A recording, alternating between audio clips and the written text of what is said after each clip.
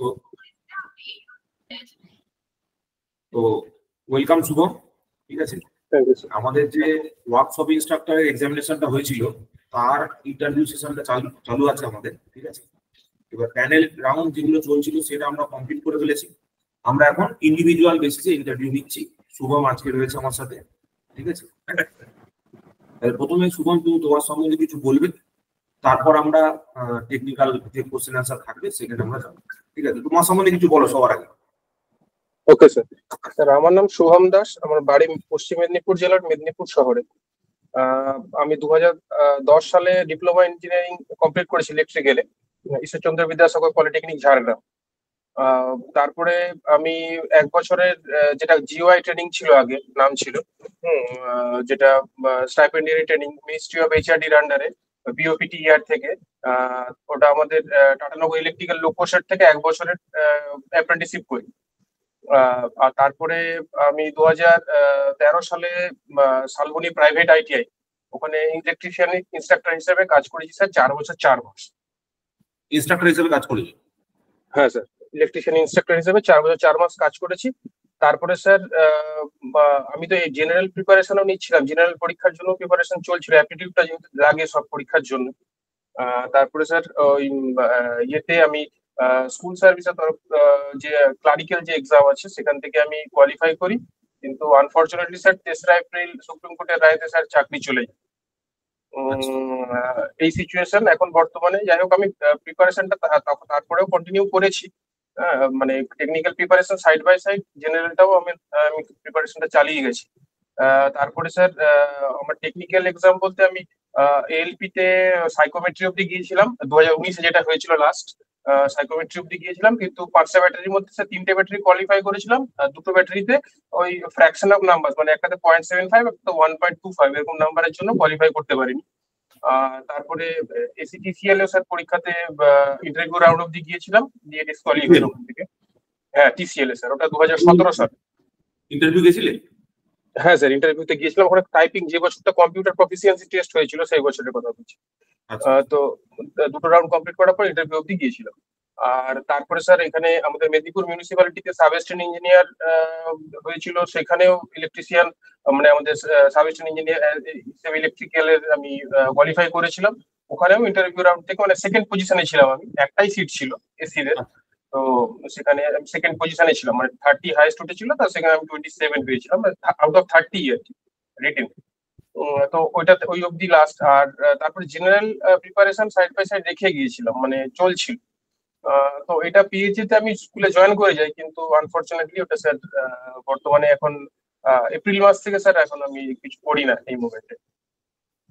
তো তুমি জয়েন করেছিলে কত সালে? মাধ্যমিক উচ্চ মাধ্যমিক স্কুল না কোন স্কুল ছিল এটা? মাধ্যমিক অবধি না উচ্চ মাধ্যমিক অবধি? আমি যে স্কুলে পড়তাম, হ্যাঁ, পড়াতে আমি যে স্কুল, এটা উচ্চ মাধ্যমিক স্কুল ছিল স্যার। উচ্চ মাধ্যমিক হাই স্কুল ছিল। কবে থেকে কবে অবধি পড়িয়েছো হাই স্কুলে? 2018, মানে আমি শালবনী প্রাইভেট আইটিআই কুইট করে একদম ডাইরেক্ট স্কুলেই জয়েন করি, একদম এপ্রিল মাসে 2018 দিয়ে আপ টু এই 3rd এপ্রিল অব্দি যেরকম রেগুলার করেছি, 7 বছর প্রায় চাকরি করছি। আচ্ছা, দ্বিতীয় কথা হচ্ছে এই বিষয়ে তোমাকে স্যার আরো জিজ্ঞেস করবে। তুমি এটুকু বলো যে তুমি যে পরীক্ষাটার ইন্টারভিউ দিতে এসছো, সেই পরীক্ষাটা তো জানো, ডাব্লিউবিপিএসসি ওয়ার্কশপ ইনস্ট্রাক্টর, তোমার এই জব প্রোফাইল সম্বন্ধে জানা আছে? তোমাকে কি করতে হবে? হ্যাঁ স্যার, বলো। হ্যাঁ স্যার, আমি যেহেতু স্যার ইলেকট্রিশিয়ান ইনস্ট্রাক্টর হিসেবে কাজ করেছি 4 বছর 4 মাস মতো, তো স্যার ওখানে মোটামুটি যে ধরনের এক্সপিরিয়েন্স আরেকবার বলো। 4 বছর 4 মাস। 4 বছর 4 মাস। কাগজপত্র আছে, লেটার আছে? হ্যাঁ স্যার, হ্যাঁ, আমার এক্সপিরিয়েন্স সার্টিফিকেট আছে। তারপরে তো ওখানে স্যার ইয়েতে করার পর ওখানে যেহেতু আমাকে নিজেকেই ওয়ার্কশপটাও দেখতে হতো, হ্যাঁ, প্লাস মানে আমাদের থিওরি পার্টটাও খানিকটা নিতে হয়েছে। তো সেই সূত্রে মোটামুটি বেসিক যে সমস্ত কাজকর্ম, এবং স্যার আমি ওই শালবনী প্রাইভেট আইটিআইতে পড়ানো চলাকালীনই, যেহেতু ওটা প্রাইভেট অর্গানাইজেশন, ওদের সঙ্গে সাইড বাই সাইড ওদের অনেকগুলো কোর্স চলে, যেটা গভর্নমেন্ট, যেমন পিএমকেভিওয়াই 2.0 তে আমি স্যার পড়িয়েছি। তারপরে এমএসএমই তে স্যার এমএসএমই এর একটা ওই এন্টারপ্রেনারশিপ ডেভেলপমেন্ট স্কিলের যে একটা ওদের ইয়ে হয়, স্ট্রাকচার হয়, তো সেখানে হাউস ওয়ারিং এর একটা পার্ট ছিল। হ্যাঁ, তো ওয়ারিং পার্টটা আমি পড়িয়েছি আর কি। তো তারপরে পিবিএসএসডি পড়িয়েছি, এবং এনসিভিটির যে শর্ট টার্ম কোর্স গুলো হয় সেগুলো স্যার আমি পার্ট টাইমে ওখানে পড়াতাম আর কি। তো অতগুলোর সঙ্গে ওই এক্সপিরিয়েন্সটা আমার ওই ওয়ারিং রিলেটেড বা বলুন বা বেসিক যে ইলেকট্রিক্যাল ম্যাটারটা সেই জায়গাটাতে আমাদের ওইখানটাতে বেশি জোর দেওয়া হয়েছে। প্লাস ওয়ার্কশপের যে সমস্ত কাজকর্ম হয়েছে, মেনটেনেন্স এই ধরনের কাজকর্ম করেছি। তোমার এই যে আমাদের যে ল্যাব গুলো হবে বা ওয়ার্কশপ যেগুলো নিতে হবে সেই আইটেম গুলো তোমার জানা আছে? ওয়ার্কশপ কি? হ্যাঁ স্যার, বলো। হ্যাঁ এমনি স্যার বেসিক, যদি আমি বেসিক থেকে শুরু করি, প্রথমে ইলেকট্রিশিয়ান মানে যে কোনো টেকনিক্যাল স্টাডি তো স্যার সেফটি দিয়ে স্টার্ট হয়। হ্যাঁ, যে কোনো সেফটি তার তুমি ডিপ্লোমা ওয়ার্কশপের কথা বলো। ডিপ্লোমা স্পেসিফিক ওয়ার্কশপের যে সিলেবাসটা আছে সেটা কি তোমার জানা আছে? বা সেখানে কি বলো। ওয়ারিং রিলেটেড আছে, হাউস ওয়ারিং রিলেটেড, ওয়ারিং এর ভ্যারাইটি টাইপের ওয়ারিংস আমরা যখন করেছি স্যার, ওয়ারিং এর পার্ট করেছি, টিউবলাইটের কানেকশন, তারপরে সিলিং ফ্যানের কানেকশন, তারপরে সিরিজ প্যারালাল টেস্টিং বোর্ড তৈরি করা। এটা ছিল বেসিক দিয়ে স্টার্ট ফার্স্ট সেমিস্টারের মধ্যে। তারপরে স্যার সেকেন্ড থার্ড সেমিস্টার বা ফোর্থ সেমিস্টারের দিক থেকে আছে ইলেকট্রিক্যাল মেশিনস এর ডিসি জেনারেটর থেকে স্টার্ট হচ্ছে। ডিসি জেনারেটর মেশিনের মানে ডিসি মেশিনের কনস্ট্রাকশনের প্রত্যেকটা পার্টস আইডেন্টিফিকেশন, তারপরে টার্মিনাল আইডেন্টিফিকেশন কিভাবে করতে হয়, বা মানে অপারেটিং ডিসি মেশিনের অপারেটিং মানে স্পিড কন্ট্রোল, সেখানে ওসিসি মানে ওই ধরনের টেস্ট গুলো, সুইন বার্নস টেস্ট, তারপরে এই সিঙ্গেল ফেজ ট্রান্সফরমারের উপরে টার্মিনাল আইডেন্টিফিকেশন বা কনস্ট্রাকশন কিভাবে হয়েছে, তারপরে ওর ধরনের ব্যাক টু ব্যাক টেস্ট মানে short circuit set, open circuit test, এই ধরনের টেস্ট গুলো আমাদের আইটিআইতে ছিল স্যার, এগুলো করিয়েছি। আর এখানে এর ওয়ার্কশপে মানে আমাদের ইলেকট্রিক্যাল ওয়ার্কশপেও এই ধরনের কাজকর্ম হয়ে থাকে স্যার। তারপরে 3 ফেজ ইন্ডাকশন মোটর বা ইন্ডাকশন মোটরের পার্টটা আছে, ওই ধরনের মেশিনের জায়গা। দেখো এইগুলো ছাড়াও আরো অনেক কিছু আছে সিলেবাসের, ঠিক আছে? তুমি একটু মানে কোন একটা জিনিসকে যখন বলা হবে তুমি এটা যখন বলবে না সবসময় টু দা পয়েন্ট বলবে। আচ্ছা, লিখে নাও এক জায়গায়, ঠিক আছে? প্রয়োজন এক জায়গায় লিখে নাও, টু দা পয়েন্ট বলবে। মানে তোমাকে বলা হচ্ছে কি কি ল্যাব প্র্যাকটিক্যাল আছে, তুমি বলবে speed control of DC motor, different types of wiring, ঠিক আছে? তারপর বললে আর্থিং অফ দ্য সিস্টেম, তারপরে হচ্ছে আর্থ টেস্টার অথবা মেগার দিয়ে ইনসুলেশন রেজিস্ট্যান্স টেস্টিং অথবা আর্থ টেস্টিং, ঠিক আছে? 3 নম্বর হচ্ছে আরো যে টেস্ট গুলো রয়েছে, যেমন তোমার ধরো ইলুমিনেশনের লাইটিং এর কিছু কিছু কাজ তোমাকে করতে হতে পারে, ঠিক আছে? লাইটিং এর কাজ থাকে। তারপর তোমার ধরো ট্রান্সফরমারের open circuit short circuit test, মানে তুমি যে কথাগুলো বলছো সেগুলো টু দা পয়েন্ট, ঠিক আছে? একদম স্পেসিফিক যে টার্ম গুলো ওখানে লেখা আছে, তোমাকে যদি সিলেবাসটা না থাকে তোমাকে দেখবে একটা পিডিএফ পাঠিয়েছে, ওই পিডিএফ এর মধ্যে দেখবে সেট অফ কোশ্চেন আছে,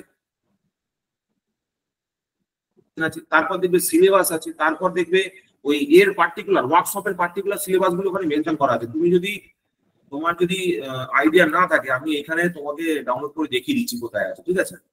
ওখানে দেখবে ওয়ার্কশপের স্পেসিফিক সিলেবাস আছে আলাদা করে। ওখানে সবকটা সিলেবাসে আই থিঙ্ক আমি অ্যাড করে দিয়েছিলাম লাস্টবার যখন দিয়েছিলাম, ঠিক আছে? তুমি কি স্ক্রিন শেয়ারটা দেখতে পাচ্ছ?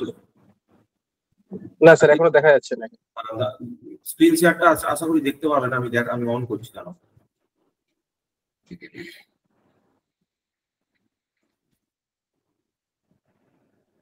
তো এইখানে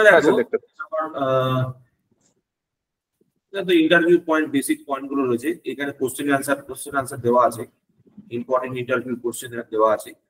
শেষে আমি একটা সিলেবাস আই থিঙ্ক অ্যাটাচ করেছিলাম, আমাদের মনে করছে। হ্যাঁ, এই যে দেখো, এইটা হচ্ছে তোমার ল্যাবের এক্সপেরিমেন্টের ডিপ্লোমার যে বিভিন্ন ল্যাব আছে, ঠিক আছে? সেই ল্যাবের পয়েন্ট গুলো এখানে লেখা আছে। এবার তোমাকে নিতে হবে হচ্ছে ওয়ার্কশপ। তাহলে ওয়ার্কশপ মানে হচ্ছে আমার এখানে সময় হাতে কম আছে, এইটা হচ্ছে আমার ওয়ার্কশপের প্র্যাকটিক্যাল, ঠিক আছে? এইটা হচ্ছে সেকেন্ড সেমিস্টার। দেখো এইটা হচ্ছে তোমার না এক মিনিট, এটা হচ্ছে একটা ল্যাব, দুটো ল্যাব, তিনটে ল্যাব, চারটে ল্যাব, পাঁচটা ল্যাব। মানে এটা হচ্ছে ফোর্থ সেমিস্টারে আছে, সরি থার্ড সেমিস্টারে আছে। থার্ড সেমিস্টারে ল্যাব গুলো আছে কি কি আছে? এমসিবি, এলসিবি, আরসিসিবি, ঠিক আছে? এই সংক্রান্ত details, different features and windings of DC machine, DC motor starters, ঠিক আছে? সিলিং ফ্যান, টেবিল ফ্যান এইগুলো। তারপর to test the battery discharge condition, battery discharging কন্ডিশনের টেস্ট, ঠিক আছে। এই যে বললাম মেগার আর্থ রেজিস্ট্যান্স টেস্টটা, ঠিক আছে, একদম স্পেসিফিক, ঠিক আছে। তুমি এইভাবে উত্তর দেবে, ঠিক আছে। আমি একটা করে পয়েন্ট তোমাকে দেখাচ্ছি, আর যে কোশ্চেন গুলো করবো তার সঙ্গে সঙ্গে তোমাকে অ্যান্সারটা তখনই দিয়ে দেবো, যাতে করে তোমার হাতে সময় কম আছে, তুমি সঙ্গে সঙ্গে তার সলিউশনটা দেখে নেবে। আর প্রয়োজন করলে ভিডিও রেকর্ডিংটা অ্যাপে থাকবে, তুমি সেই অ্যাপ থেকে ওটা অ্যান্সারটা করে দেবে, ঠিক আছে। আচ্ছা, এখানে আরেকটা ক্লাস আছে, দাঁড়াও। হোয়াটসঅ্যাপের ওটা ছিল ফার্স্ট পার্ট, আরেকটা ওয়ার্কশপ আছে, দেখো, এটা ইলেকট্রিক্যাল ওয়ার্কশপ 2, ঠিক আছে। এই ওয়ার্কশপ 2 তে DOL starter, auto transformer starter, prepare specification report of earthing of the substations, ঠিক আছে, new trends of the earthing systems. New trend সম্বন্ধে তোমাকে বলে রাখি, আমি আগে কখনো বলিনি। বর্তমানে আর্থিং এর নিউ ট্রেন্ড বলতে একটাই এসছে, সেটা হচ্ছে আর্থিং অডিট। আর্থিং অডিট হচ্ছে এমন একটা জিনিস যেখানে ধরো যে সাবস্টেশন গুলো পূর্ণ হয়ে গেছে, সেখানে আর্থের কন্টিনিউটি কন্ডাক্টর যেগুলো থাকে সেইগুলো জেনারেলি ক্ষয় পেয়ে যায়, ক্ষয় পেয়ে সেটা নষ্ট হয়ে যায়। তো সেই জন্য একটা সার্টেন টাইমের পর প্রত্যেকটা সাবস্টেশনে আর্থিং অডিট করা উচিত, চেকিং করা উচিত। তো এই সিস্টেমটা বর্তমানে চলছে, বিভিন্ন অর্গানাইজেশন এটাকে টেক পার্ট করছে। তো এই নতুন তোমাকে যদি জিজ্ঞেস করে যে নিউ ট্রেন্ডিং কি রয়েছে এখন আর্থিং এর জন্য, ঠিক আছে, এরকম ব্যাপার আর কি।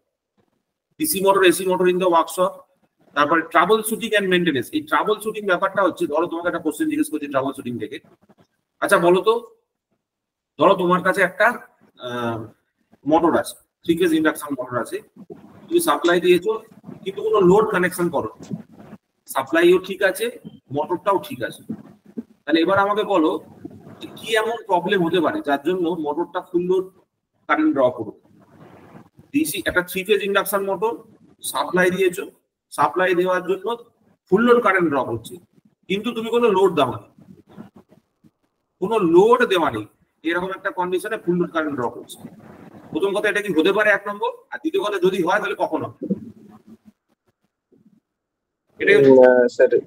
এটা আমি ঠিক স্যার বলতে পারবো না।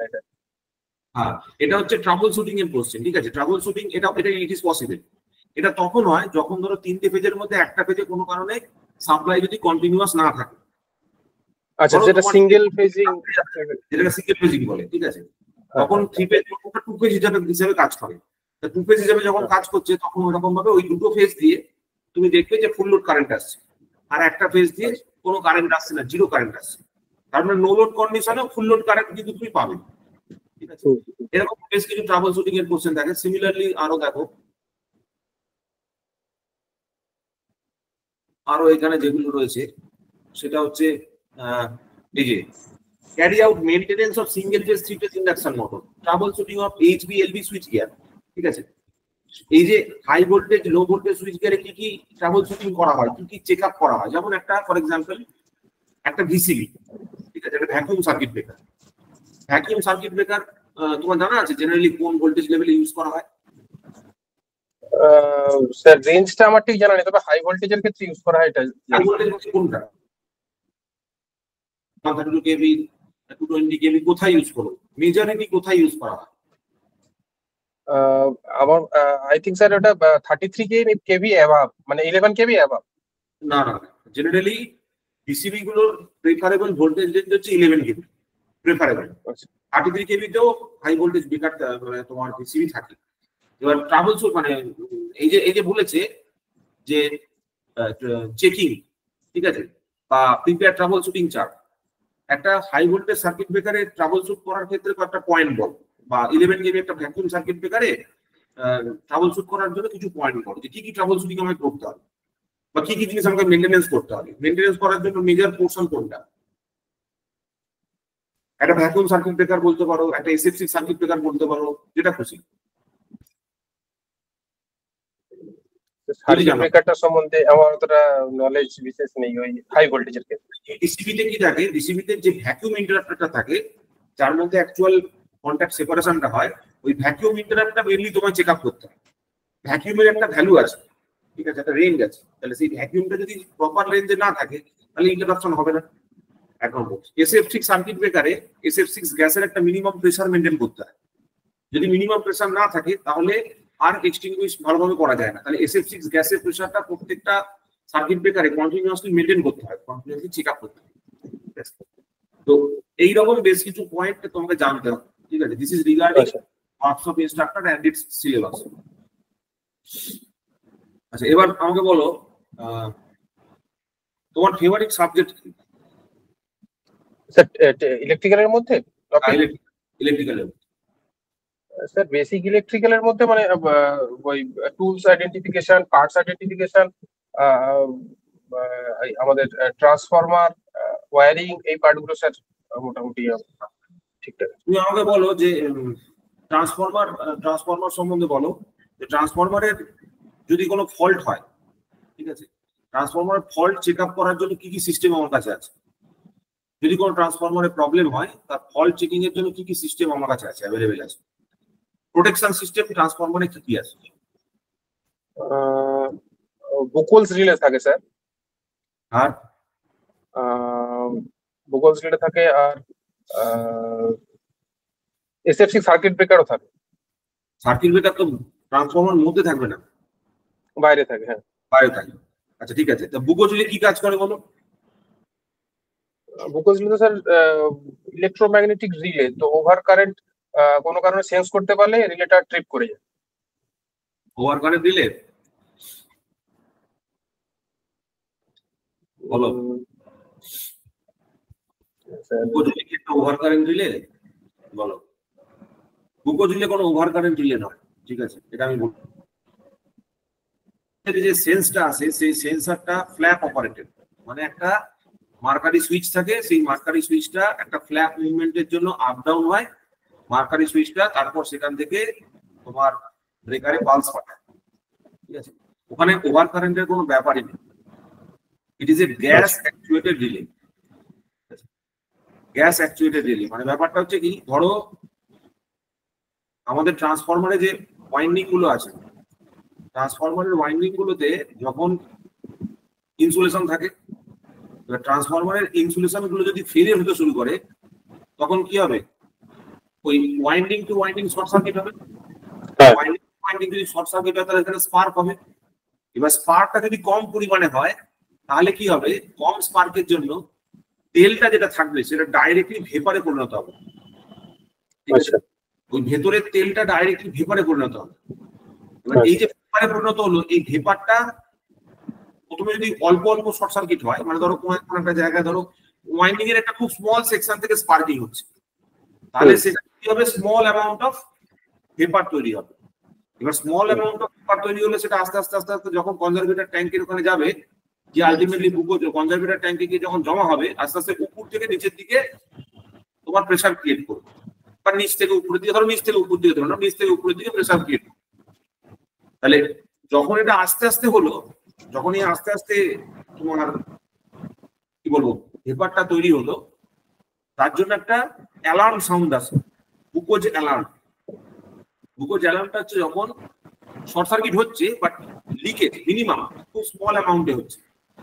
এবার যদি অনেকগুলো ওয়াইন্ডিং এর ক্রস সেকশনের মধ্যে ওই রকম ইন্টারনাল শর্ট সার্কিট হতে থাকে, তাহলে কি হবে? প্রচুর পরিমাণে ফ্লাশিং হবে।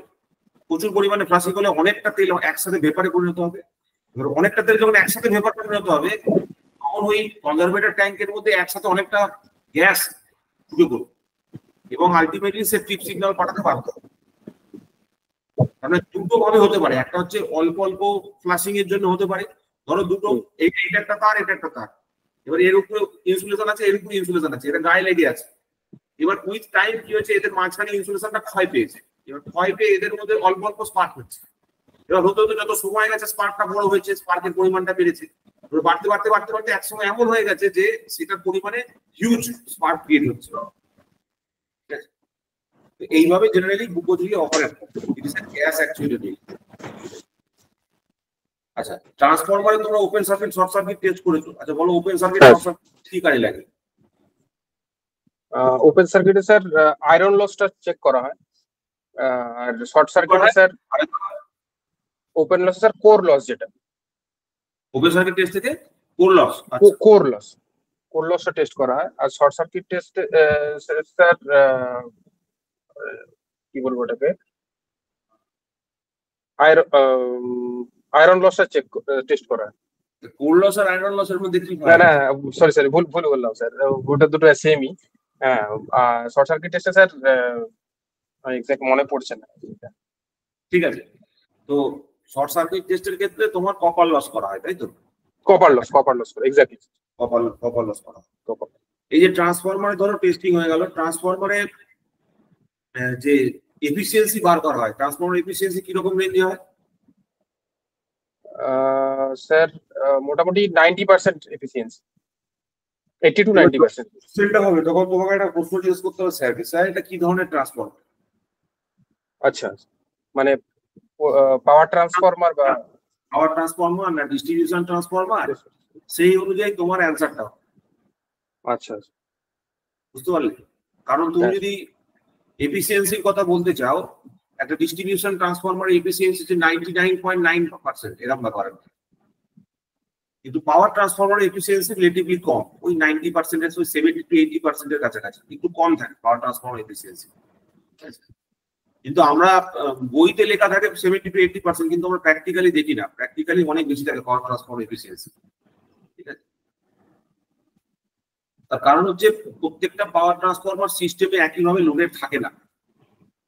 কখনো কখনো কোনো পাওয়ার ট্রান্সফরমারের লোড কম থাকে, কোনো ট্রান্সফরমারের লোড বেশি থাকে, এইভাবে চেঞ্জ। তুমি যে ওয়্যারিং করেছো, ঠিক আছে, তুমি কি ধরনের ওয়্যারিং করেছো ল্যাবে? স্যার ল্যাবে এমনি স্যার টেম্পোরারি ওয়্যারিং এর জন্য ক্লিট ওয়্যারিং আগে যেটা করা হতো, টেম্পোরারি ওই পোর্সেলেনের ক্লিট গুলো পাওয়া যেত, ক্লিটের মধ্যে ওয়্যার গুলোকে নিয়ে যাওয়া হতো, ক্লিট ওয়্যারিং। এছাড়া স্যার কেসিং কেপিং আগে ছিল, অনেক আগে ছিল উডেন কেসিং কেপিং, কিন্তু এখন বর্তমানে পিভিসি কেসিং কেপিং হয়েছে। উডেন কেসিং কেপিং এখন আর মার্কেটে নেই। আর কন্ডুইটের মধ্যে স্যার কনসিল কন্ডুইট আর সারফেস কন্ডুইট যেটা। তো এবার কন্ডুইটের মধ্যে স্যার মেটাল কন্ডুইটও আছে আর পিভিসি কন্ডুইটও আছে। কটা ভাগ বললো তোমাকে জিজ্ঞেস করে যে ওয়্যারিং এর টোটাল কটা ভাগ? বেসিক্যালি স্যার ওয়্যারিং 4 রকমের মতো ওয়্যারিং হয়। ঠিক আছে, 4 রকমের ওয়্যারিং হয়। আচ্ছা, এই ওয়্যারিং এর যে বিভিন্ন অ্যাকসেসরিজ গুলো আছে, বলতে পারবে কি কি অ্যাকসেসরিজ আছে ওয়্যারিং অ্যাকসেসরিজ? স্যার যদি আমি পিভিসি কন্ডুইটের ওয়্যারিং এর ক্ষেত্রে বলি, তাহলে স্যার ওই এলবো টি,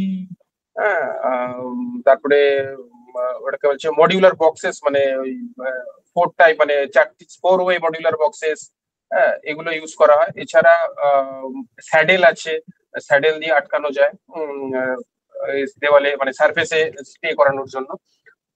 এগুলো ইউজুয়ালি স্যার মানে আমাদের পিভিসি কন্ডুইটের ক্ষেত্রে ইউজ করা হয়। আর কেসিং ক্যাপিং এর ক্ষেত্রে পিভিসি কেসিং ক্যাপিং, আর ওর দেওয়ালে আটকে রাখার জন্য স্ক্রুজ ইউজ করা হয়। এরপরে উডেন গিটিস থাকে বা ফেরল যেটাকে আমরা বলি, মানে উডেন গিটিস যেগুলো দিয়ে দেওয়ালে ইয়ে করে তারপরে ওগুলোকে ইনসার্ট করানো হয় ওর মধ্যে। এই যে তুমি ধরো আমাদের যে লাইটিং এর যে কানেকশন গুলো করা হচ্ছে ওয়্যারিং এর সময়, তার মিনিমাম কতটা হাইটে সেট করা উচিত? মানে এই যে বোর্ড গুলো তুমি লাগাচ্ছ বাড়িতে, বোর্ড গুলো স্যার ফ্লোর লেভেল থেকে 1.5 মিটার। আর লাইট গুলো কিরকম হাইটে লাগানো উচিত? লাইট মানে আপনার স্যার আমাদের যেটা সিলিং থেকে মানে ওয়ালে যে লাইটটা, বলো যেখান থেকে। হ্যাঁ, 2.5 metre sir, not more than 2.5। 2.5 metre? 2 metre sir, 2 metre. 2.5 metre হলে তো অনেক উঁচু হয়ে যাবে। অনেকটা উঁচু হয়ে যাবে। 2.5 মিটার হলে অনেক উঁচু। তুমি এই বলে যে বোর্ড গুলো তুমি লাগিয়েছো, বোর্ডের মধ্যে তোমার কত কিছু স্পেসিফিকেশন আছে না আমরা যা খুশি তাই সুইচ বোর্ড লাগাতে পারি? যতগুলো খুশি সুইচ, যতগুলো খুশি ইয়ে করতে পারি না? কোনো স্যার মেনলি তো স্যার 2 ধরনের সার্কিট হয় ডোমেস্টিক ওয়্যারিং এ, একটা পাওয়ার সার্কিট, একটা লাইটিং সার্কিট, বা যেটা লাইট ফ্যান সার্কিট আর কি। তো পাওয়ার লাইটিং সার্কিটের ক্ষেত্রে স্যার 80 মানে 800 ওয়াট ম্যাক্সিমাম ওয়াটেজ একটা বোর্ডের ডিস্ট্রিবিউশনের ক্ষেত্রে, আর 10 পয়েন্টস অব্দি দিয়ে থাকবে, মানে অ্যাজ পার আই রুলস আর কি। আর যেটা স্যার পাওয়ার সার্কিট হয় সেক্ষেত্রে 3000 ওয়াট ম্যাক্সিমাম একটা পয়েন্ট ইয়েতে, আর দুটো পয়েন্ট ম্যাক্সিমাম বের করানো যায় 60 অ্যাম্পিয়ারে। আচ্ছা, আমাদের যে এই যে ধরো ইলুমিনেশনের জন্য ডিফারেন্ট ধরো তুমি লাইট গুলো বাড়িতে লাগাও, বর্তমানে কি লাইট ব্যবহার করা হয়? এখন তো sir LED lamp basically use করা, টিউব হোক বা বাল্বের। একটা ডিসঅ্যাডভান্টেজ বলতে পারবে এলইডি ল্যাম্পের?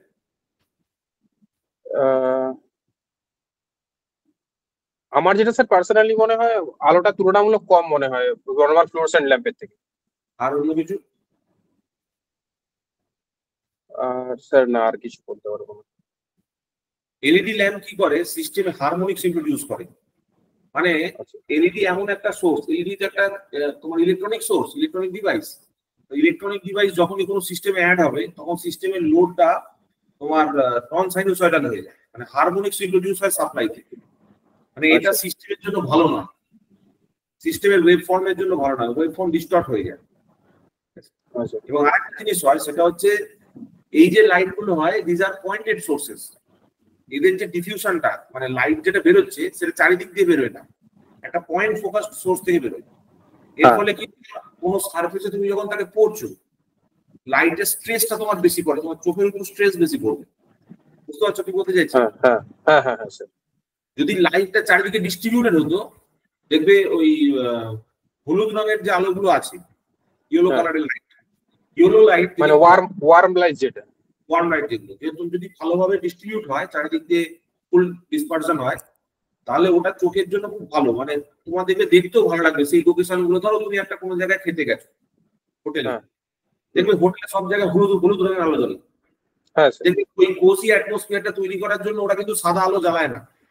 সাদা আলো জ্বালালে কিন্তু ক্যাটক্যাট করবে। মানে এই যে আলোটা আমার এখানে জ্বলছে এটা ব্রাইট হোয়াইট, ঠিক আছে?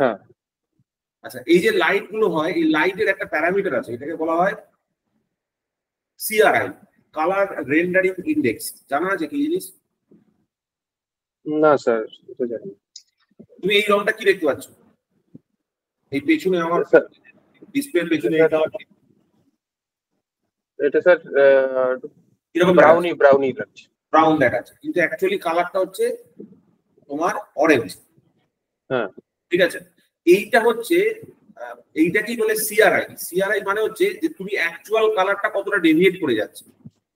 আচ্ছা আচ্ছা, যত ডেভিয়েট করবে তত সিআরআই কম হবে, যত তুমি অ্যাকচুয়াল দেখতে পাবে তত সিআরআইটা ইমপ্রুভ সিআরআই।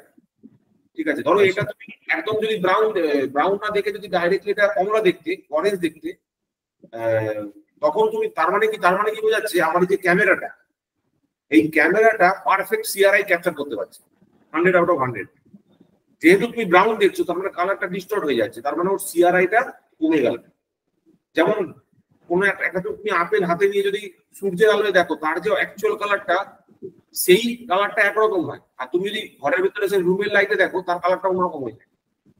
সানলাইটে যে ধরো আলোর যে সিআরআই মেজার করা হয় দ্যাট ইজ 100 আউট অফ 100 সানলাইটে, আর বাদ বাকি সমস্ত লাইটে সেটা আস্তে আস্তে কমতে থাকে, ফ্র্যাকশন, ওর অ্যাকচুয়াল কালারটা চেঞ্জ হতে থাকে। That is called as colour rendering index.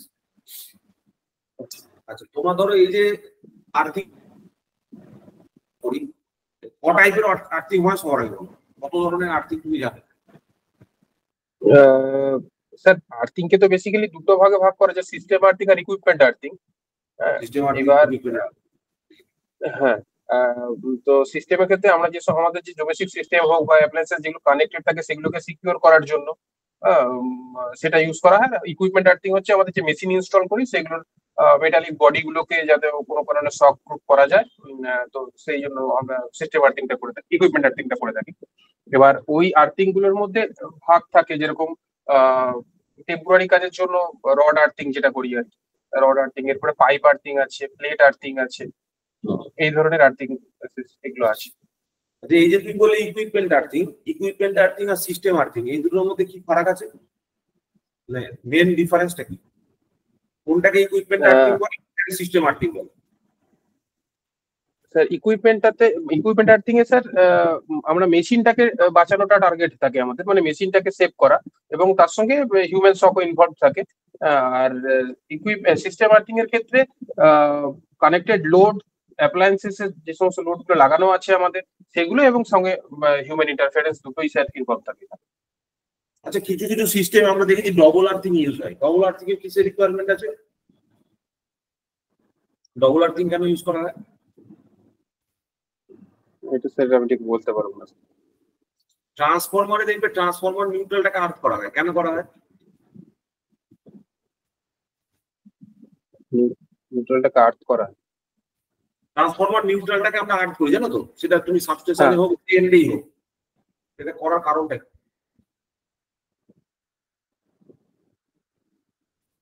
Sir access current flow হলে 3টে ফেজের মধ্যে তখন থেকে আর কি সেটাকে ইয়ে করার জন্য, মানে গ্রাউন্ড করার জন্য কিছু না স্যার। আর এই মুভমেন্টে যেটা পড়ে গেল, ঠিক আছে? ট্রান্সফরমার কেন আর্থিং করা হচ্ছে সেটা একটু পড়ে দেখো। ট্রান্সফরমার আর্থিং করার জন্য মেইন কারণটা হচ্ছে, দেখো, যদি 3টে ফেজে আনব্যালেন্স কারেন্ট থাকে, ঠিক আছে, তুমি কি জানো ট্রান্সফরমার নিউট্রালে অ্যাকচুয়ালি কোনো কারেন্ট যাওয়া উচিত না? তাহলে যদি কারেন্ট যায় তার মানে কি? তার মানে শর্ট সার্কিট হয়েছে কোনো জায়গায়। শর্ট সার্কিট না, দ্য সিস্টেম ইজ আনব্যালেন্সড। ট্রান্সফরমারে 3টে ফেজ আছে, 3টে ফেজে একটা ফেজে 10টা বাড়ি আছে, একটাতে 11টা বাড়ি আছে, একটা 12টা বাড়ি আছে। তাহলে কি হবে? 3টে ফেজের কারেন্ট তো ডিফারেন্ট হয়ে গেল। কারেন্ট আলাদা আলাদা হলো, তো ব্যালেন্স কারেন্টটা যাবে কোথা দিয়ে? ওইটা তো নিউট্রাল দিয়ে রিটার্ন করবে। হ্যাঁ হ্যাঁ হ্যাঁ, ঠিক স্যার। ঠিক আছে, তাহলে সেই নিউট্রাল দিয়ে রিটার্ন করে তার তো রিটার্ন করার কোনো জায়গা নেই। তুমি ধরো সেটাকে তোমার ব্রেকার এন্ড থেকে, যেখানে 11 কেভি প্যানেল আছে, সেইখান থেকে ধরো 33 কেভি প্যানেলে নিয়ে গেলে, সেইখান থেকে ধরো তোমার ট্রান্সফরমার অব্দি নিয়ে গেলে, তারপরে তার তুমি কিছু ক্যারি করবে না। তুমি ধরো ট্রান্সমিশন লাইনে ফেরত চলে যাও, 33 কেভি বাই ভাবো 132 কেভি বাই 33 কেভি একটা ট্রান্সফরমার আছে, তাহলে ইনকামে 132 কেভি ঢুকছে। সেই 132 কেভির মধ্যে তো 3টে দাঁড়িয়ে আছে, তুমি তো 3টে ফেজ ক্যারি করে নিয়ে যাও, নিউট্রাল তো ক্যারি করো না। হ্যাঁ হ্যাঁ, এই নিউট্রালটা কি হয়? ওই যে আনব্যালেন্স কারেন্টটা 11 কেভি বা 33 কেভিতে তৈরি হলো 3টে ফেজের মধ্যে, আনব্যালেন্স কারেন্টটা কোথা দিয়ে গেল? ওই আনব্যালেন্স কারেন্টটা রিটার্ন করলো ভায়া নিউট্রাল। আচ্ছা আচ্ছা, সেটা তো ফেরত যাওয়ার জায়গা নেই। ধরো আপার সেগমেন্ট, ধরো আপ সাইড থেকে 132 কেভি থেকে পাওয়ার আসছে, আর 132 কেভিতে যে 3টে ফেজ আছে, যে 3টে ফেজে তো নিউট্রাল নেই। তো হয় 3টে ক্যারি করো অথবা 6টা ক্যারি করো, তাই না? কিন্তু অন্যদিকে যখন সেটাকে অ্যাকচুয়ালি সাপ্লাইটা হচ্ছে আপ থেকে ডাউন, কিন্তু রিকোয়ারমেন্টটা কোথায় আছে? লোড এন্ডে আছে। তো ওইটা বাইপাসটা কিভাবে হচ্ছে? ওটা আমি যখন ট্রান্সফরমার নিউট্রালটাকে গ্রাউন্ড করছি, ঠিক সেম ভাবে ওইদিকে আমার যেখানে জেনারেটিং ট্রান্সফরমার রাখা আছে, সেখানে তার নিউট্রালটা তো গ্রাউন্ড করা আছে। আচ্ছা, কমন গ্রাউন্ড। ওই জন্য আর্থিং হচ্ছে, মানে আমাদের মাটিটা হচ্ছে কমন রিটার্ন পাথ হিসেবে কাজ করছে। আচ্ছা, ঠিক আছে, আর্থিং সেক্ষেত্রে আমাদের কমন এর জন্য কাজ করছে। আচ্ছা, একটা সাবস্টেশনে দেখবে আর্থিং স্ক্রিন বলে একটা বিষয় হয়, জানা আছে কি জিনিস আর্থিং স্ক্রিন?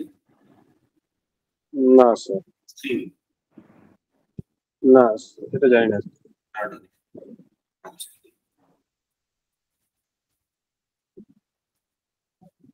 মোটামুটি হলো। স্যার জয়েন করবে 8:45-এর মধ্যে জয়েন করবে। ঠিক আছে। আর হচ্ছে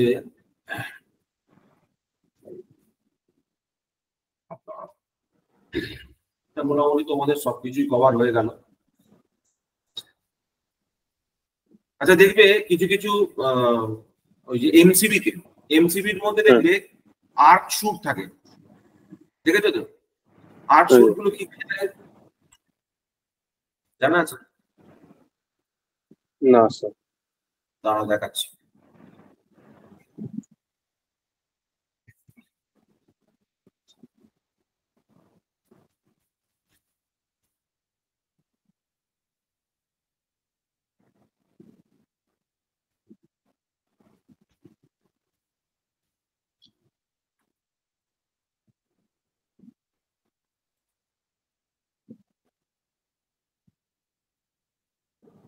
এই ইউটিউব খুলবে না,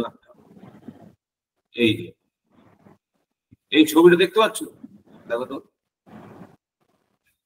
হ্যাঁ স্যার, দেখা যাচ্ছে। এই যে এইটা হচ্ছে আর্ক চেম্বার।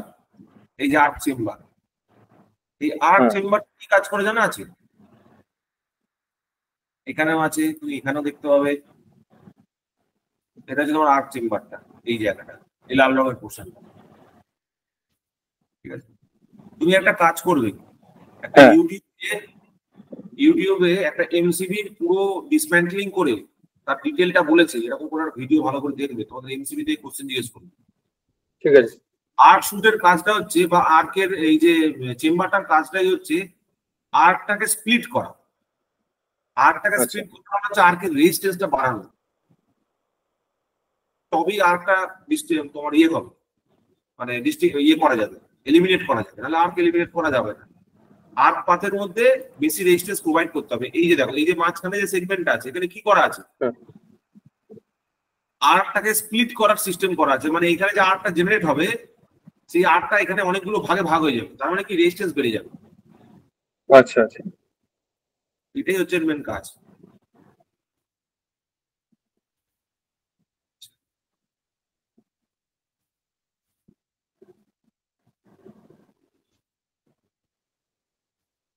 এই যে কন্ট্যাক্টটা আছে, এই কন্ট্যাক্টটাই মেক আর ব্রেক হয়। এইখানে যে কন্ট্যাক্টটা দেওয়া আছে, মেক আর ব্রেকিং এর পারপাসটা এই কন্ট্যাক্টটা। তুমি আরসিসিবি সম্বন্ধে জানো? What is RCCB? RCCB sir ফুল ফর্মটা জানি, রিসাইডিউল কারেন্ট সার্কিট ব্রেকার। কি কাজ করে?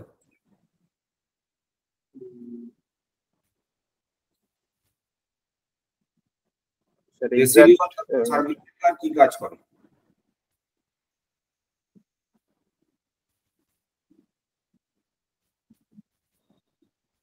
জানা আছে? ইএলসিবি কথা কি? ইএলসিবি কি কাজ করে? আর্থ লিকেজ সার্কিট ব্রেকার। কি কাজ করে? ওই আর্থ যদি কোনো কারণে সিস্টেমে লিকেজ থাকে, মানে আর্থ যদি কোনো কারণে ফল্ট থাকে, সেটাকে সিস্টেমে নিউট্রালাইজ করে। আর যদি ফল্ট থাকে তাহলে কি করবে? তাহলে ট্রিপ করে যাবে, তাহলে ঠিক করে যাবে, তাই তো? তাহলে এবার বলো, এটা কি তোমার পক্ষে মানে ভালো কিছু জিনিস হলো, না ঠিক মানে খারাপ কিছু জিনিস হলো? তুমি যদি সিস্টেম ওয়াইজ দেখো না, সিস্টেম ওয়াইজ তুমি যদি দেখতে যাও, আর্থ লিকেজ সার্কিট ব্রেকার তুমি যদি বাড়িতে লাগিয়েছো, আর বাড়িতে যদি কোনো জায়গায় একটু মিনিমাম লিকেজ পর্যন্ত থাকে, এইগুলো খুব সেন্সিটিভ হয়। আর্থ লিকেজ সার্কিট ব্রেকার গুলো খুবই সেন্সিটিভ হয়। এবার এই সেন্সিটিভিটি ওর বেশি হয় বলেই আমরা কি করি, আমরা মানে সিস্টেমে লাগানো অবস্থাতে ওটা খুলে রেখে দিই। এটা হচ্ছে ইএলসিবির একটা বিশাল বড় ধর্ম। লোকে বলে যে ওটা খুব কাজের জিনিস, খুব দরকারে লাগে, কিন্তু সিস্টেমে তুমি যখন ইউজ করবে তখন বুঝতে পারবে। কারণ আমাদের ওইটুকু লিকেজ, মানে ওইটুকু লিকেজ সিস্টেমে থাকে, এবং ওইটুকু লিকেজ আমরা এরকম হাতে করে ধরেও সেটাকে ফিল করতে পারি। ঠিক আছে, অনেক ক্ষেত্রে আরসিসিবি দরকারও আছে, আবার অনেক ক্ষেত্রে আরসিসিবি তোমার প্রবলেমও ক্রিয়েট করে। ধরো ওয়্যারিং পুরনো হয়ে যায়, খুব পুরনো ওয়্যারিং, তাহলে পুরনো ওয়্যারিং হয়ে গেলে লিকেজ বেশি হবে। ওয়্যারিং নতুন, লিকেজ কম, তো আরসিসিবি কাজ করবে ঠিকঠাক। পুরনো ওয়্যারিং হয়ে গেছে, লিকেজ চারিদিকে, যে খালি আরসিসিবি ঠিক করে বসে থাকে। তার মানে তোমার মেন প্রবলেমের জন্য কিন্তু হচ্ছে না, স্মল লিকেজের জন্য কিন্তু তোমার ঠিক করে যাচ্ছে। এবং জেনারেলি এটা মেন ডিস্ট্রিবিউশন বোর্ডে আরসিসিবিটা বসানো থাকে।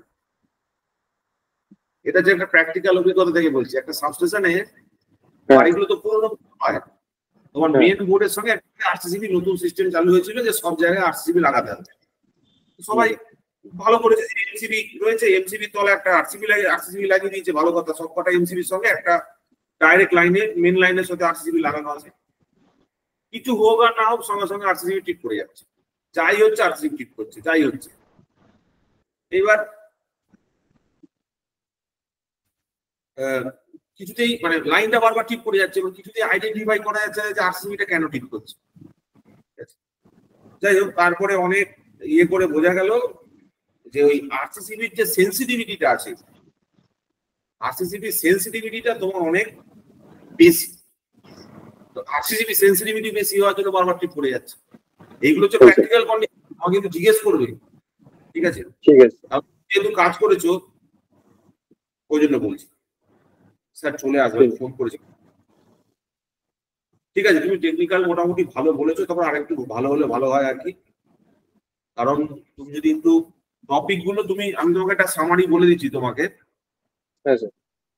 তুমি চেষ্টা করবে যে আর্থিং, ওয়্যারিং, লাইটিং, এই তিনটে জিনিস ভালো করে দেখতে। আর নিজের একটা ফেভারিট সাবজেক্ট, ট্রান্সফরমার হোক, মেশিন হোক, ভালো করে পড়ে যাবে থিওরিটিক্যাল পার্টটা। ঠিক আছে, আর মোটামুটি ঠিকই আছে, বাট সিলেবাসটা তোমাকে একদম প্রপারলি জানতে হবে। স্যার ওই ওয়ার্কশপের যে দুটো আপনি দেখালেন, ওয়ার্কশপ 1 আর ওয়ার্কশপ 2, তাহলে ওটার উপরেই কি এমফাসাইজ করবো বেশি? দেখতে হবে না, ওই দুটোই দেখে যাবে। ঠিক আছে স্যার, ওই দুটোই দেখে যাবে, তাহলেই হবে, আর কিছু দেখতে হবে। ঠিক আছে, একটু ওয়েট করো, আশা করি স্যার চলে আসবে। উনি উড়িষ্যায় থাকেন, এবার ওনার অনেক সময় নেটের প্রবলেম হয়। আমি তো থাকবে কিনা আজকে প্রেজেন্ট থাকবে কিনা সেটা তো ঠিক ছিল না, রাজীব গেলেন বলে ওই জন্য আনতে পারছি। আচ্ছা,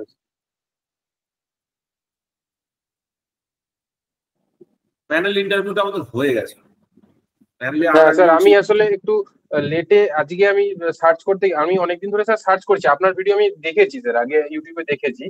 এবার ব্যাপারটা হচ্ছে যে আমি মাঝখানে কিছুদিন আর অনলাইনে কিছু সার্চ করিনি। আমি ভাবছিলাম যে কোনো কিরকম কি হচ্ছে তার রিভিউটা নেওয়ার জন্য আমি যখন আজকে সার্চ করলাম, দেখলাম যে আপনি স্যার ভিডিওর ইয়েতে দিয়েছেন যে একটা কোর্স হচ্ছে বলে। আমি তো জন্য বললাম আমার তো 5 দিন মতো সময় আছে, যদি আপনি কিছু গাইড করতে পারেন। কারণ আমি স্যার সত্যি কথা বলতে গেলে প্র্যাকটিক্যালি অনেকটা আউট অফ টাচ হয়ে গেছি। কারণ তার জন্য আপনি কোশ্চেনে বুঝতে পারছেন তোমার প্রতি একটা সফট কর্নার থাকবে, আশা করি তোমার প্রতি সফট কর্নার থাকবে, থাকা উচিত। এবার ব্যাপারটা কি হয়েছে বলতো, ব্যাপারটা হচ্ছে এমন একটা জিনিস হয়ে গেছে না সোসাইটিতে, সেটাকে মানে চেঞ্জ করার অবস্থাটা খুব মানে খারাপ আর কি, বুঝতে পারছো তুমি? সোসাইটাল এমন একটা চেঞ্জ হয়েছে যেখান থেকে তুমি পারবে না, মানে তুমি কি করে কাকে প্রমাণ করবে, কাকে তুমি বলবে? এটাই স্যার, মানে ট্র্যাপ হয়ে যাওয়া যাকে বলে, মানে একদম ট্র্যাপ হয়ে গেছি, এরকম একটা ব্যাপার। এটা হচ্ছে এটাতে তোমার কোনো দোষ নেই, জানো তো, বা মানে আমাদের কোনো দোষ নেই। আমরা দেখো, আমরা যারা আমি যেমন 2021-এর যে সিএলটা হয়েছিল সেটাতে পেয়েছি, ঠিক আছে। তার আগে আমি অনেক জায়গায় গভর্নমেন্টের অনেকগুলো ডব্লিউপিএসসি যেই 2019-এর রিটেন কোয়ালিফাই হয়েছিল, ইন্টারভিউ দিতে গেছিলাম, অনেক জায়গাতেই আমি রিটেন কোয়ালিফাই করেছি, ইন্টারভিউতে গেছি, ইন্টারভিউতে কেটে গেছি, ঠিক আছে। তো আমাদের বর্তমান পরিস্থিতিটা ভালো নয়, মানে আমরা এমন একটা সময় জন্মেছি বা আমরা এমন একটা সময় বড় হচ্ছি বা নিজের রোজগারের জন্য চেষ্টা করছি, সেই সময়টা ইট ইজ নট সুটেবল, যেখানে সোসাইটি চাইছে, সিস্টেম চাইছে যে পড়াশোনা ধ্বংস হয়ে যাক, ঠিক আছে। কিছু বলার নেই, ঠিক আছে। এবার এখানে তো আমি মানে আমাকে যদি কেউ পার্সোনালি জিজ্ঞেস করে, এখানে সব থেকে বড় দোষী হচ্ছে এসএসসি। একদমই স্যার, একদম। পলিটিক্যাল পার্টি কি বললো না বললো সেটা কোনো গুরুত্বপূর্ণ নয়। তুমি একটা অর্গানাইজেশন এসএসসি চালাচ্ছ অত বড়, তোমার উচিত কে ঠিক কে ভুল সেটা আলাদা করে দেওয়া।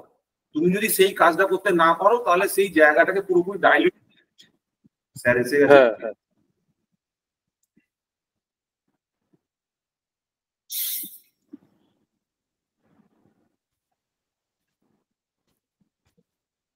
সেটাকে ডাইলিউট করে দেওয়া উচিত, মানে সেই অর্গানাইজেশনটাই থাকার দরকার নেই যে এতগুলো ছেলের এতগুলো বছর এবং এতটা জীবনের সাথে খেলা, এগুলো করাটা ঠিক নয়, কোনোভাবেই অ্যাকসেপ্টেবল না। যে যা খুশি তাই একটা করে দিলাম, যেরকম করে খুশি সেরকম করে একটা কিছু করে দিলাম, ঠিক আছে। আমি আমার পোর্শনটা ইন্টারভিউটা নিয়ে নিয়েছি রাজকৃষ্ণ, তুমি তোমার পোর্শনটা নিয়ে নাও, ঠিক আছে।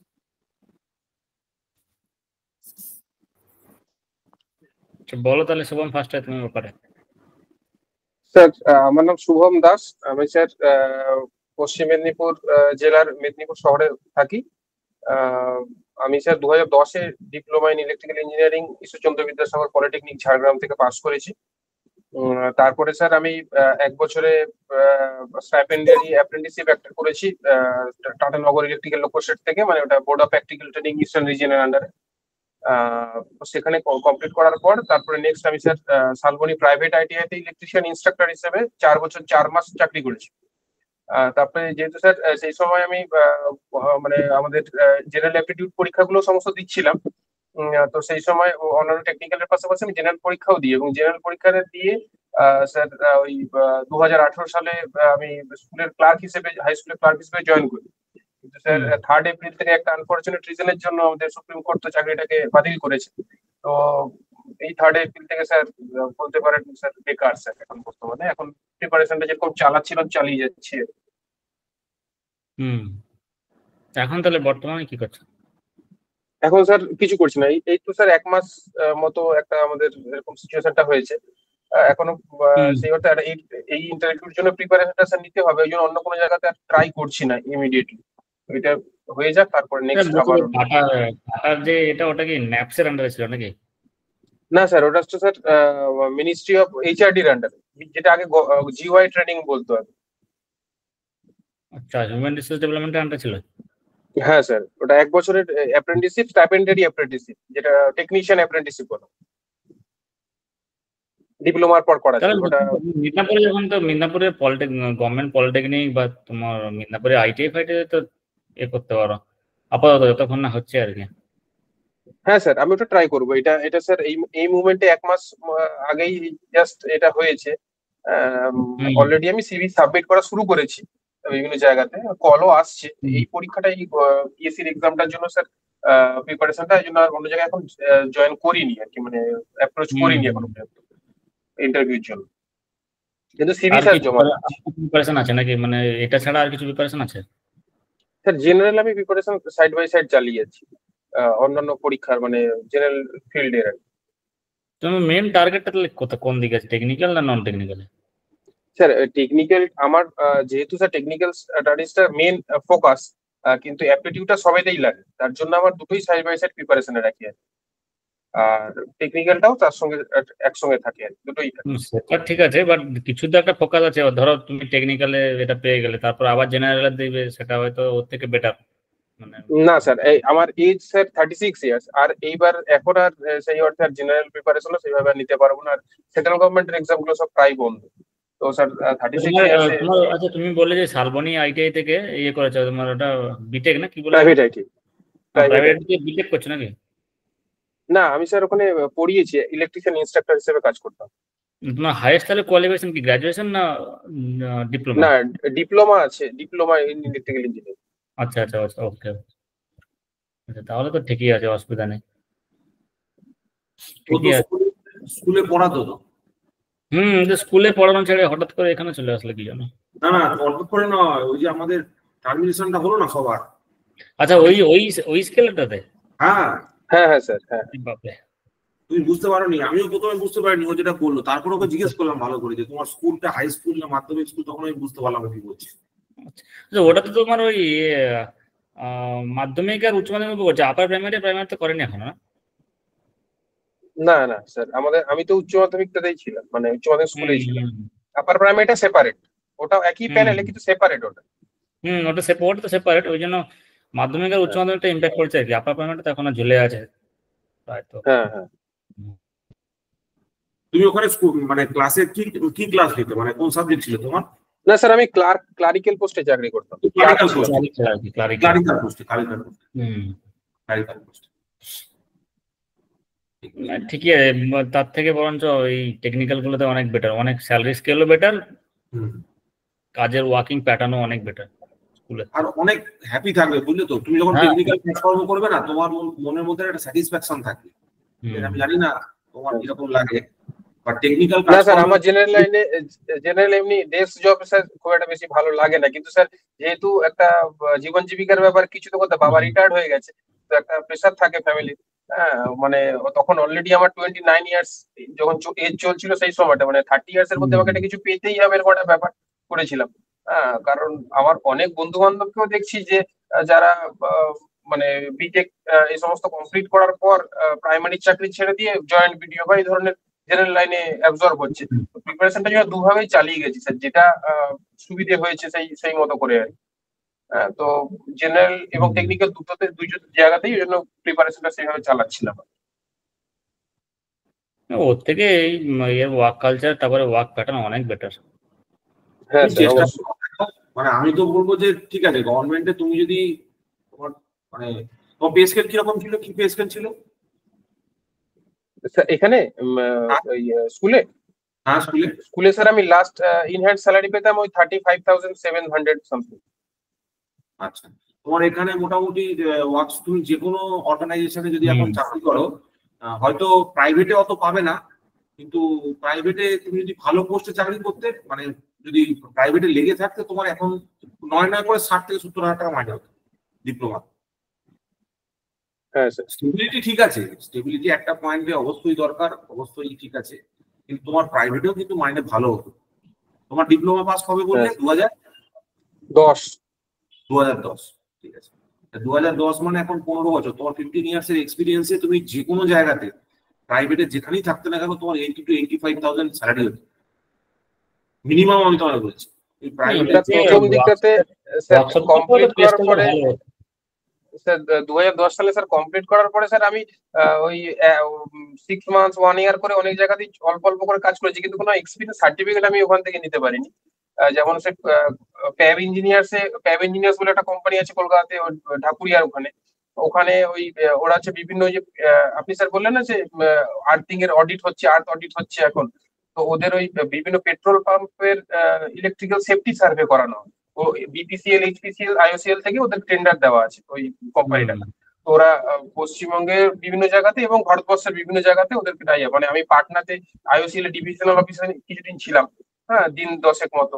শ্রীরামপুরে কিছুদিন কাজ করেছি, মানে পেট্রোল পাম্প গুলোতে সার্ভে করতাম, আমাদের ওগুলো করেছি। বুঝতে পেরেছি, কিন্তু আমি তোমায় বলছি, আমিও 2000 পাস আউট, তো ওই সময় কিন্তু জবের খুব পোর্শন ভালো ছিল তখন। একদম ঠিক কথা। মানে কলেজে ভালো রিক্রুটমেন্ট হতো।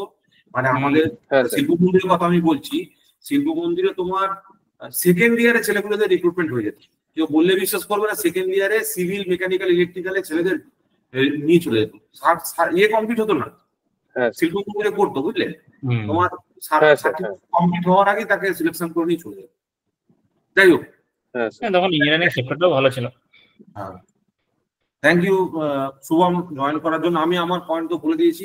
রাজকৃষ্ণ, তোমার যদি কিছু বলার? না, শুভম তো অলরেডি মানে ক্যান্ডিডেট পড়েছে, তারপর শালবনী আইটিআইতে পড়েছে, তোমার তো অলরেডি আছে। Best of luck. ঠিক আছে, মেদিনীপুরে কোথায় থাকে এমনিতে? স্যার মেদিনীপুর টাউনেই থাকে, প্রপার টাউন। টাউনে মানে মেদিনীপুর টাউনে কোন জায়গাটা? স্যার কুইকোটা, এখানে আবাস বাজারের কাছে। হ্যাঁ স্যার, আবাস। ঠিক। আচ্ছা, ঠিক আছে, ঠিক আছে, এন্ড করছি তাহলে। ঠিক আছে, রেকর্ডিং থেকে স্টপ করলাম। ঠিক আছে।